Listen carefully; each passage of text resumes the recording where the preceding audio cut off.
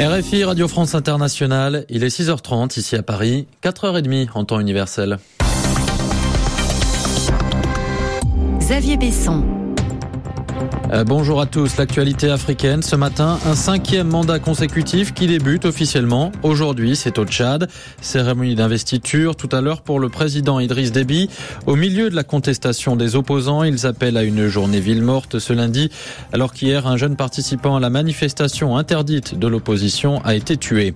Alliance, rapport de force et bilan. En Afrique du Sud, tous les partis politiques tirent les leçons de leurs échecs ou de leurs réussites après les élections municipales de la semaine dernière.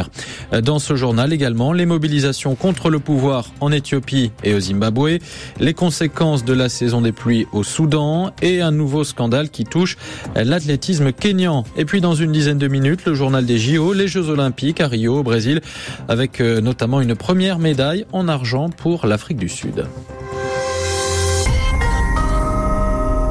L'opposition promet donc une journée ville morte aujourd'hui au Tchad, alors que ce lundi, le président Idriss Déby doit débuter officiellement son 5e mandat consécutif.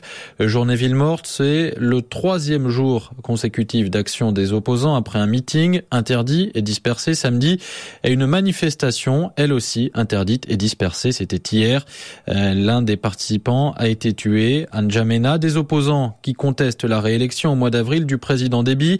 Le chef de l'État qui a convié nombre de ses homologues africains aujourd'hui pour sa cérémonie d'investiture. Madjas Ranako. Idriss Déby a profité du dernier sommet de l'Union africaine pour inviter personnellement un nombre important de ses pairs à son investiture. Sauf changement des dernières minutes, ils seront une quinzaine, au nombre desquels le Rwandais Kagame, l'Ougandais Museveni, le Soudanais El Béchir, le Guinéen Condé, le Malien Keïta, le Burkinabé Kaboré, le Béninois Talon et le Nigérian Bouhari.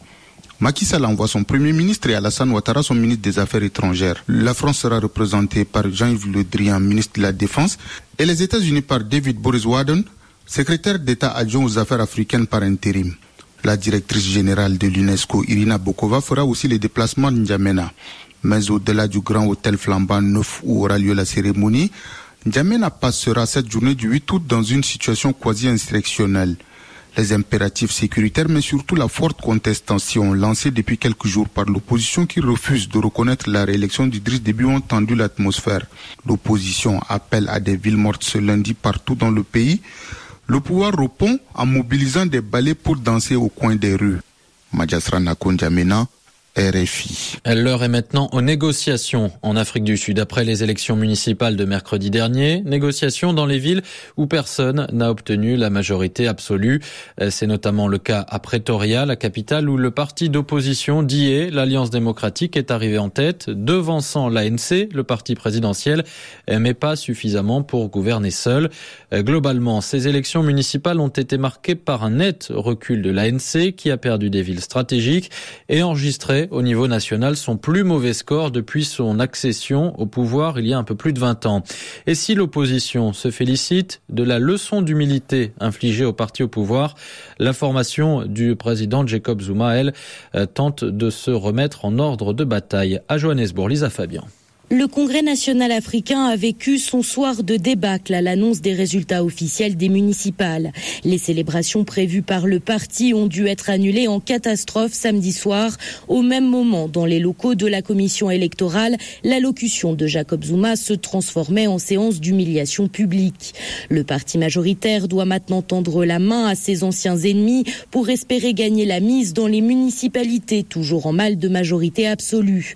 Dans son rôle de faiseur de roi, Julius Malema savoure sa victoire sur son ancien parti. Le leader populiste a déjà fait savoir qu'il ne négocierait avec l'ANC que si Jacob Zuma quitte le pouvoir. Il faut dire que le jeu des alliances crée des frictions à l'intérieur de chaque parti, mais peut-être plus encore au sein de l'ANC déjà très divisé.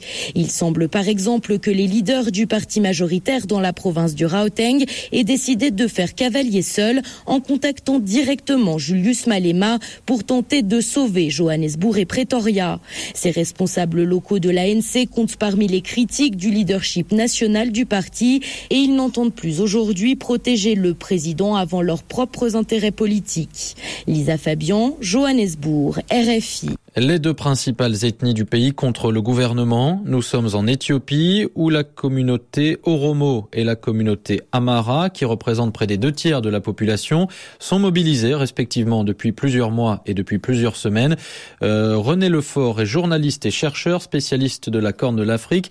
Pour lui, on n'avait jamais vu cela auparavant. Les membres des deux ethnies manifestaient ensemble contre la mainmise des Tigréens sur le pouvoir et pour lui donc c'est très significatif. C'est une grande première et c'était la hantise du régime. Si une jonction s'opère entre les revendications Oromo et les revendications Amhara, et il semblerait qu'elle s'opère en tous les cas si on en croit les slogans des manifestants, alors là effectivement le régime est en très très grande difficulté. Tant que la contestation restait confinée aux Oromo et que les Amhara regardaient ces contestations de loin sans vouloir s'y mêler, je pense que le régime pouvait être relativement tranquille. Mais en tous les cas, entre d'un côté un régime sourd et aveugle et de l'autre une population non seulement Oromo mais maintenant Amhara, c'est-à-dire cumulé, ça fait près des 2/3 de la population éthiopienne. Donc quand ces 2/3 disent non, on ne veut plus de ce régime ou tout du moins du mode de gouvernement qui existe, je pense qu'il y a là un véritable risque pour ce régime. René Lefort, spécialiste de la Corne de l'Afrique, joint par Amaury Ochard. Manifestations aussi au Zimbabwe. Là, elles sont violemment réprimées, mais elles se poursuivent de manière sporadique depuis plusieurs mois. Contestation contre le président Robert Mugabe. Récemment, une grève générale a touché les écoles et les transports. Les anciens combattants, également ceux de la guerre d'indépendance, ont donné de la voix contre le vieux président et particulièrement visé la politique économique du chef de l'État. C'est ce sujet qui a une nouvelle fois mobilisé la semaine dernière à Harare. Manifestation dispersée violemment par les forces de l'ordre. Le pays est en fait dans une situation économique alarmante. La semaine dernière, donc, les manifestants étaient mobilisés contre le projet d'instaurer des billets d'obligation à parité avec le dollar pour remplacer en fait la monnaie nationale, le dollar zimbabwéen, qui n'est plus utilisé depuis 2009. Sébastien Nemeth. Au quotidien, les Zimbabwéens utilisent des devises étrangères pour régler leurs dépenses, le rand sud-africain ou le dollar américain par exemple. Car le dollar zimbabwéen, lui, n'est plus en circulation dans le pays. La monnaie locale s'est effondrée à la fin des années 2000. Un dollar américain valait alors 250 millions de milliards de dollars zimbabwéens. Depuis le début des années 2000, la situation économique du Zimbabwe est inquiétante. Les banques manquent cruellement de liquidités. Le pays souffre de l'hyperinflation et les fonctionnaires ne reçoivent plus leur salaire à temps. Résultat, la colère monte au Zimbabwe contre la politique économique menée par le président Robert Mugabe au pouvoir depuis 36 ans. Les manifestations, autrefois rarissimes dans le pays, se multiplient ces derniers mois. Pendant la grève générale du 6 juillet, des écoles et des commerces sont restés fermés et les transports étaient paralysés. Même les plus fidèles au président Mugabe commencent à s'élever contre lui. Symbole de cette contestation grandissante, plusieurs vétérans de l'indépendance, réputés proches du président, ont été arrêtés ces dernières semaines. Les anciens combattants ont qualifié le comportement de Robert Mugabe de dictatorial. L'actualité au Soudan maintenant et les mois de juillet et d'août qui sont traditionnellement marqués par des fortes pluies. La saison des pluies commence en général au mois de juin et depuis, des milliers de personnes ont vu leurs maisons détruites ou inondées et cela devrait durer jusqu'en septembre. Samantha Newport est la responsable de l'information du Bureau de coordination des affaires humanitaires de l'ONU au Soudan. Environ 80 000 personnes ont été touchées par ces inondations, particulièrement dans l'ouest du pays, au Darfour, ainsi que dans les États de l'Est, dans les États de Sennar et de Kassala. Des infrastructures, des routes et des habitations ont été emportées par les eaux, ce qui rend inaccessibles ces zones et coupe leurs habitants du reste du Soudan. Il y aura d'autres conséquences de ces inondations dans les prochaines semaines, car l'eau met du temps à se retirer.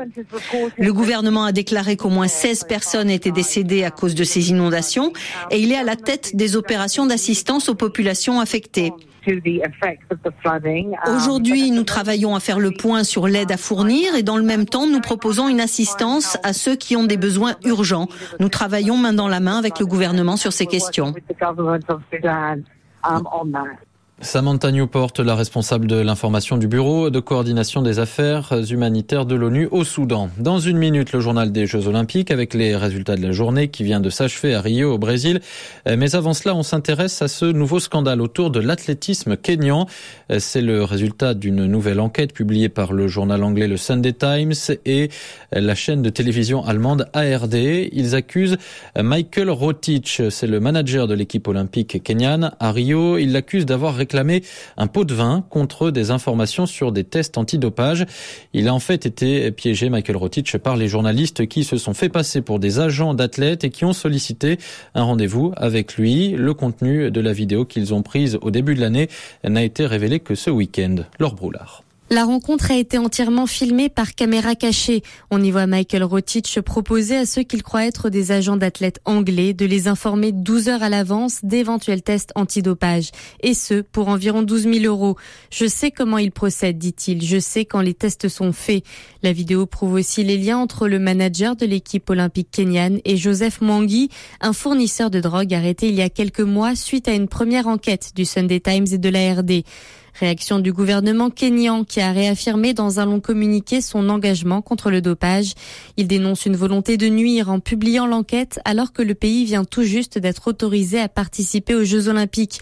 En mai dernier, l'Agence mondiale antidopage avait en effet déclaré le Kenya non conforme. Et c'est grâce à l'adoption in extremis d'une nouvelle loi contre le dopage que les athlètes ont pu se rendre au Brésil. Selon le comité international olympique, Michael Rotich a été sommé de quitter Rio hier. Le manager a de son côté assuré qu'il avait tenu ses propos dans le but de livrer ses interlocuteurs à la justice. Laure Broulard, il est 6h41 ici à Paris. Afrique Matin sur RFI. Xavier Besson. Afrique Matin à suivre dans 5 minutes notre invité. On parlera de la future nouvelle constitution de Côte d'Ivoire et puis la revue de presse avec Mathieu Auger, les commentaires sur l'actualité au Tchad. Mais tout de suite, les Jeux Olympiques.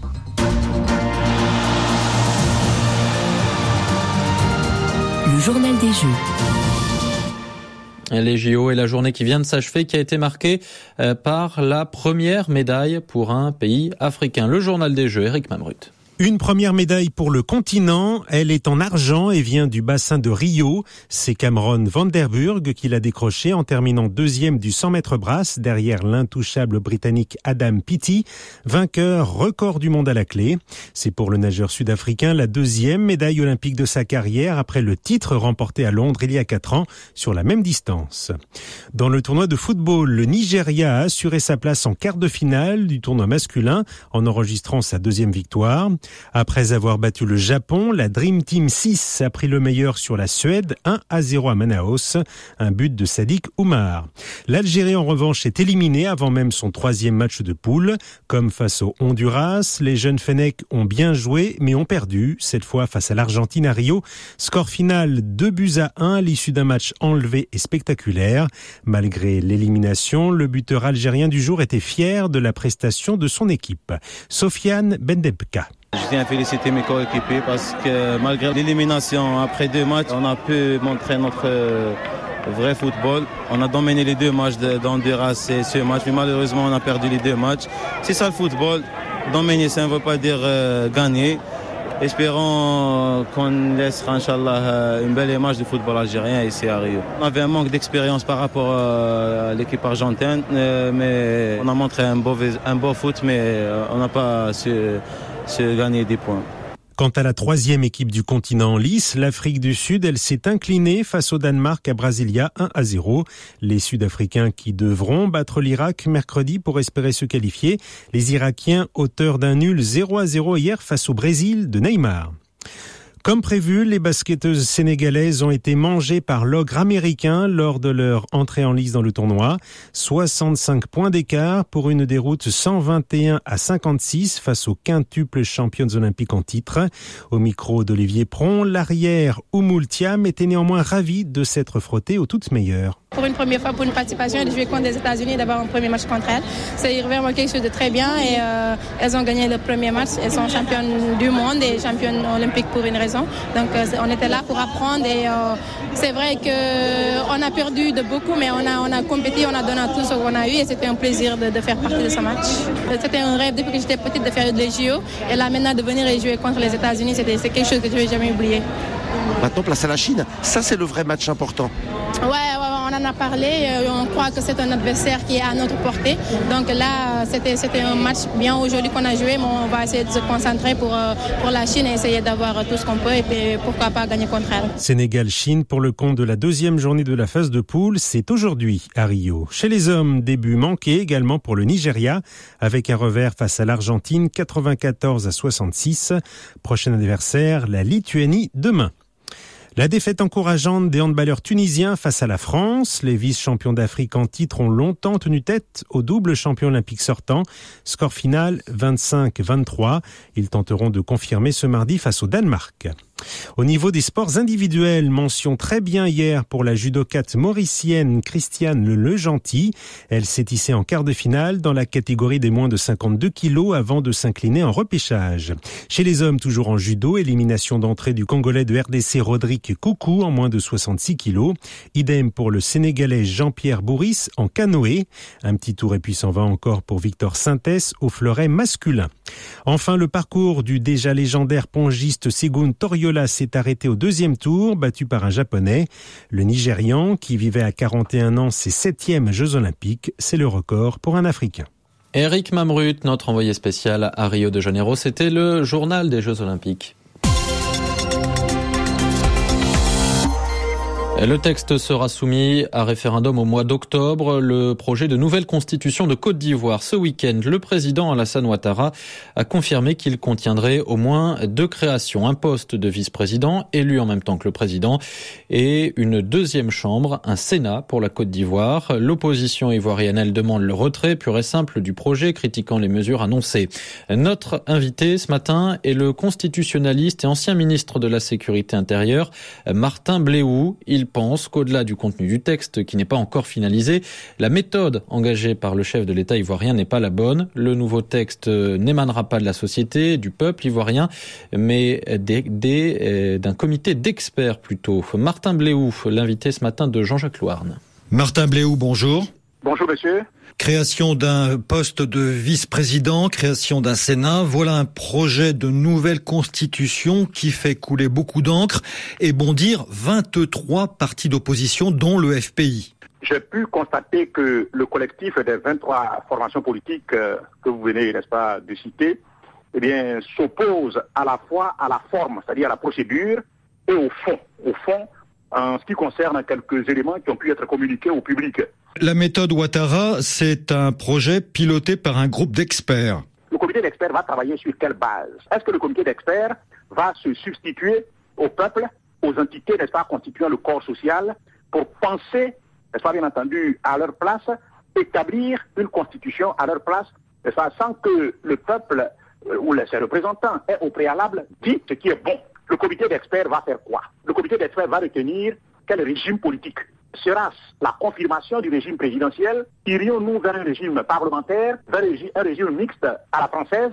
Est-ce qu'on sortira de la République pour aller vers l'Empire ou la monarchie? Ce point réglé, quel sera le contenu de la nouvelle constitution? En principe, c'est, n'est-ce pas, à des politiques, aux politiques, au corps social dans son ensemble, de régler tous ces points-là. Et ces points réglés, on transmet les conclusions à des experts, à des spécialistes, à des techniciens, à des juristes, pour mettre en forme, pour écrire dans le langage juridique. Alors Alassane Ouattara a évoqué la suppression de l'article 35 qui prévoit que tout candidat à la présidence doit être né de père et de mère ivoiriens. Faut-il réviser cet article selon vous? Cela va de soi. D'autant que cet article, dès sa conception, son élaboration et son adoption, a été considéré comme, n'est-ce pas, source de conflit, a été considéré comme exclusionniste, discriminatoire et partant confligène. Et la guerre, n'est-ce pas, que nous avons connue, vécue douloureusement en Côte d'Ivoire sur une décennie, n'est-ce pas, est imputable à cet article. D'autant que, comme l'a dit le président de la République, il s'agit, n'est-ce pas, d'aller vers la réconciliation nationale, de consolider l'unité nationale, de provoquer, n'est-ce pas, la paix sociale et d'assurer la stabilité des institutions. Est-ce qu'en procédant de la sorte, on parviendra à atteindre ces objectifs-là, dans la mesure où déjà des gens contestent cette procédure et la Constitution qui n'est même pas encore née. Donc il faut que tous s'accordent sur l'essentiel. Après quoi, on bâtit la maison. Et là, sur du roc. Mais dès lors que, n'est-ce pas, l'unilatéralisme prime, il est à craindre que demain, un nouveau président de la République venant, et bien entendu, il y ait une nouvelle constitution. Et nous irions ainsi de constitution en constitution. Pour l'opposition, le pays n'est pas sorti de la crise de 2010-2011, donc le moment n'est pas venu de toucher à l'actuelle constitution. C'est une idée qui vaut ce qu'elle vaut, mais moi je pense que le recours à une nouvelle constitution ou à la révision de la constitution existante aurait pu être de nature à permettre au pays de sortir de la crise, n'est-ce pas, en permettant à toutes les composantes du corps social de se retrouver, de se parler, d'échanger et de convenir de fixer de nouvelles bases devant régir l'organisation et le fonctionnement de l'État.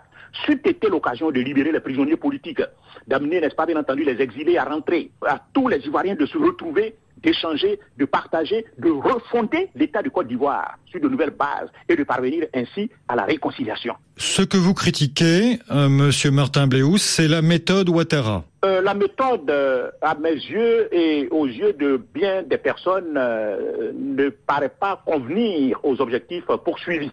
Donc les inquiétudes de l'opposition sont en partie au moins justifiées. Je crois, oui, je crois. Monsieur Martin Bléous, merci. Le constitutionnaliste ivoirien Martin Bléous répondait ce matin aux questions de Jean-Jacques Louarn. Xavier Besson. L'essentiel de l'actualité internationale de ce lundi 8 août. En Syrie, la situation est qualifiée d'instable. À Alep, la grande ville du Nord, où rebelles et islamistes consolident leurs récentes avancées. De son côté, le régime syrien multiplie les raids pour tenter d'éviter l'encerclement total des quartiers sous son contrôle. Les Turcs ont largement répondu à l'appel de leur président. Hier, ils étaient des centaines de milliers à Istanbul, jusqu'à 3 millions selon certains journaux pro-gouvernementaux, pour mettre fin à 3 semaines de mobilisation dans les rues après le coup d'État raté du 15 juillet. Et à la fin de ce rassemblement, le président Recep Tayyip Erdogan a de nouveau évoqué un possible rétablissement de la peine de mort.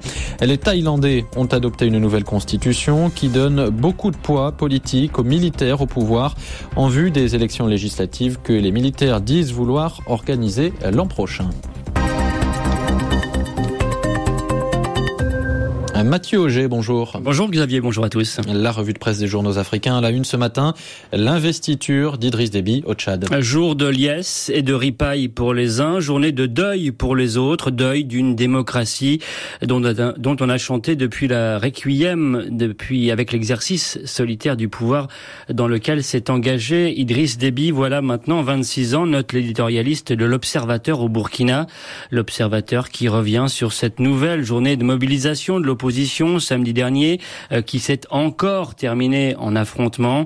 Silence. Déby prête serment, poursuit le quotidien burkinabé.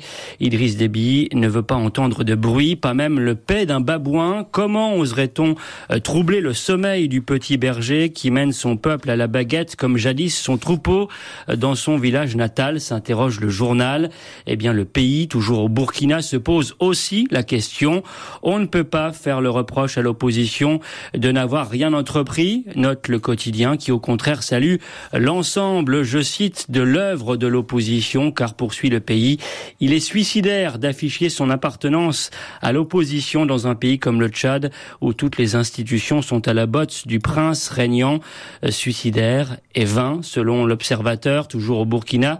Il y a peu de chances que les imprécations des contestataires fassent siffler les présidentielles oreilles de Déby, le guerrier intraitable. Et c'est ce même portrait du Tchad d'Idriss Déby que dresse le journal algérien Le Matin. Le Matin d'Algérie qui a retrouvé l'ancien directeur du protocole de Déby entre 2008 et 2012, Mamad Taher Ali Nanaï, 60 ans, des années passées aux côtés du président tchadien avant de basculer dans l'opposition. Dans une longue interview, il raconte le régime Déby, la violation des droits de l'homme, la corruption, les injustices et des intimidations dont il a lui-même été victime. Il évoque un personnage suffisant, autocratique, démocratique, très méfiant, qui concentre l'essentiel du pouvoir entre ses mains. Nanaï qui se souvient qu'à l'époque où il était au protocole, nous n'avions aucun contrôle sur son calendrier, dit-il. Il n'en faisait qu'à sa tête. En vérité, le régime était hyper concentré sur la personne du chef de l'État.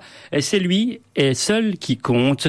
Et ce n'est pas prêt de changer, prévient le pays au Burkina, car tout indique que ce ne sera pas la dernière fois qu'Idriss Déby prêtera serment, puisqu'il a pris le soin de tripatouiller la Constitution pour se donner les moyens légaux de régner sur le Tchad jusqu'à ce que la nature en décide autrement. L'éditorialiste de la Nouvelle Centrafrique ne dit pas autre chose en évoquant un putschiste en uniforme pour un 5e mandat pseudo-légal. Le journal centrafricain qui fait le bilan des années Déby, le géant au pied de sable, titre le quotidien, entre les attaques de Boko Haram et une économie frappée de plein fouet par la baisse des prix du baril. Le Tchad affiche une stabilité en trompe-l'œil à tel point que le nouveau Kadhafi d'Afrique centrale, comme le qualifie le journal, est aujourd'hui incapable ne serait-ce que d'assurer correctement les soldes mensuels de ses militaires dispersés un peu partout sur le continent. Le continent, Mathieu, qui sera représenté aujourd'hui à N'Djamena. Une quinzaine de chefs d'État seront présents ce lundi pour assister à cette cérémonie. Son statut de président de l'Union africaine expliquerait cette importante représentation du continent. Des chefs d'État qui donnent l'impression de s'accommoder de la dictature de Déby, s'étonne le pays au Burkina qui cherche l'explication. Le rôle joué par le Tchad dans la lutte contre le djihadisme dans la région pourrait en être une bonne, selon le journal qui souligne les exploits réalisés par le contingent tchadien. La contrepartie pourrait être le silence que les champions de la démocratie observent face au traitement calamiteux que Déby réserve à la démocratie dans son pays. Il devrait, renchérit l'éditorialiste, il devrait en avoir honte. Il y a quelque chose de moralement indécent à trinquer à la santé de ce président, que des chefs d'État du Gondwana appartenant à l'Union africaine prennent part à la comédie que représente cette investiture finalement est chose normale, conclut le journal, puisque tout ce qui se ressemble s'assemble. Mathieu Auger, merci. C'était la revue de presse des journaux africains. Afrique Matin, restez avec nous. Dans 4 minutes, le prochain journal, nous serons notamment en Turquie après la mobilisation géante des partisans du président Recep Tayyip Erdogan. Avant cela, une pause. Dans 30 secondes. À tout de suite. RFI, la sélection du mois. T'as jamais été le genre déprimé. Junior. Du mal à dormir, à te réveiller. C'est toujours pareil au bout du rouleau. Le jour se couche du mauvais pied. Ben l'oncle Saul.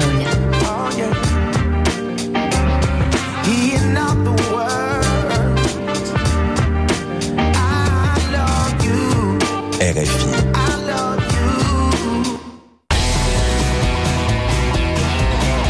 Ils sont un talent, RFI, les Belges de Dalton Telegram. On écoute tout de suite leur titre Tequila. Me voilà dans un état proche de Calcutta. À moi qui tentais de ne plus me réchauffer à tes 10 doigts, mais t'as mis du sel dans ma tequila. T'as mis du sel et je m'en mords les doigts. Je ne suis pas certain de mesurer mon chagrin le matin quand je mets les mains dans le creux de terrain et que ça sent le sel et la tequila. Ça sent le sel et je m'en mords les doigts. Car tu profites de ma faiblesse, de ma propension à l'ivresse, pour agiter ma forteresse, pour me remettre en laisse.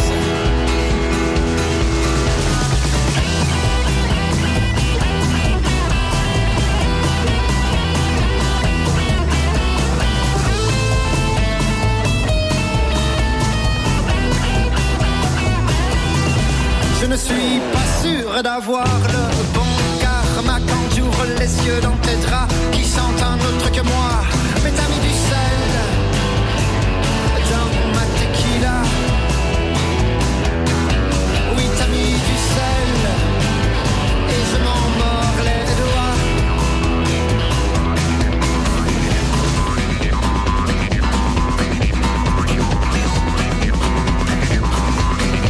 Je mesure très mal l'étendue de ma détresse, car c'est toujours comme ça que tu me dresses et tu mets du sel dans ma tequila. Toi tu mets du sel, car tu sais que j'aime ça. Quand tu profites de ma faiblesse, de ma propension à l'ivresse, pour agiter ma forteresse, pour me remettre en laisse. Ma faiblesse agite ma forteresse, profite de mon ivresse, mais remets-moi en laisse, oui, remets-moi en laisse.